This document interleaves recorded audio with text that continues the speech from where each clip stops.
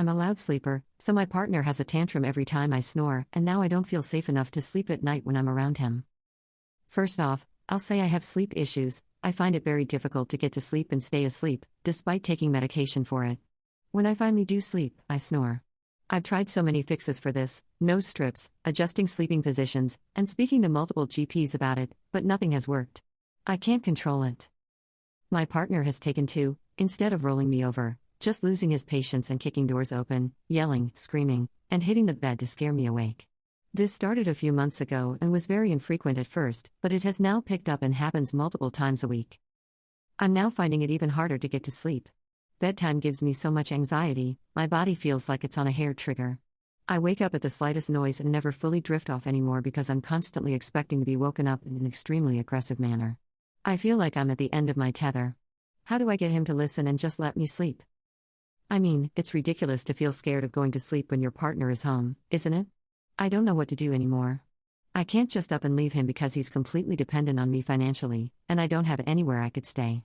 We live paycheck to paycheck, so it's not like I can just sleep somewhere else and still support both of us. He's so angry all the time now, and I don't know how much longer I can be around him. I just want to be left alone to sleep in peace. What do you guys think? Relevant comments. Comment 1. You need to figure out how to leave him. Him being financially dependent on you is not your problem. That is a legitimate form of torture to deprive people of sleep in that manner. What an absolutely disgusting way to treat your partner. Comment 2. You need to request to be checked for sleep apnea. I am in my 30s, and just briefly reading your symptoms, it sounds like you have it. My doctor tried to yank me around for 2 years on a sleep study. Do not let them do that. You request it. If they won't, tell them you want that on your chart. You will feel amazing once you get the proper equipment to treat it. Comment 3. This is abuse.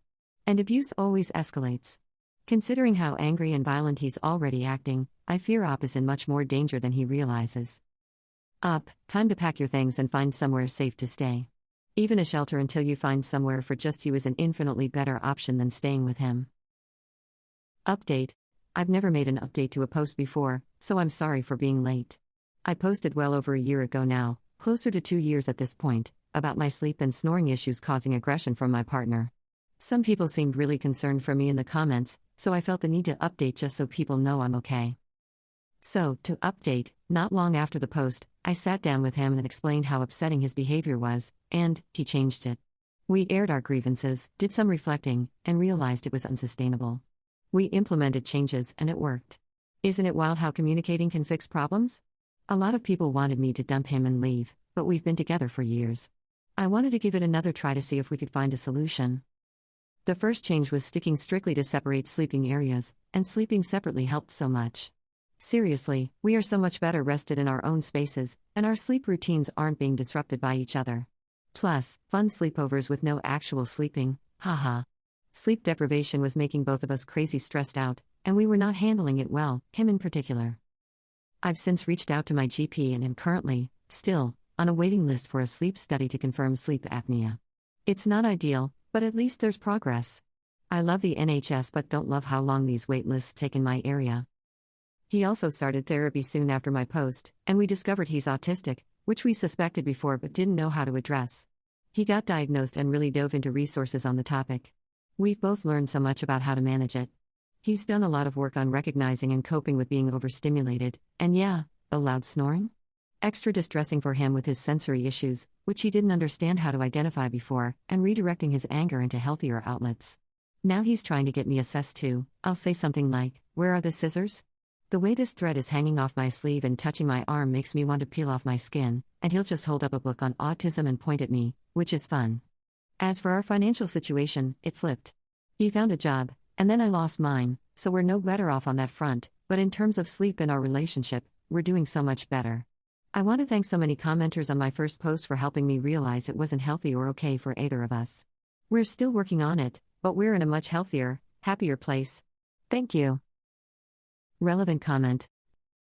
Separate sleeping spaces for the win. My husband moved to the spare room. Due to his snoring and incessant restless legs, he tore a hole in our lovely linen sheets just by moving his feet so much, during the second lockdown where we live, and we've never looked back. It's honestly the most romantic thing he's ever done for me.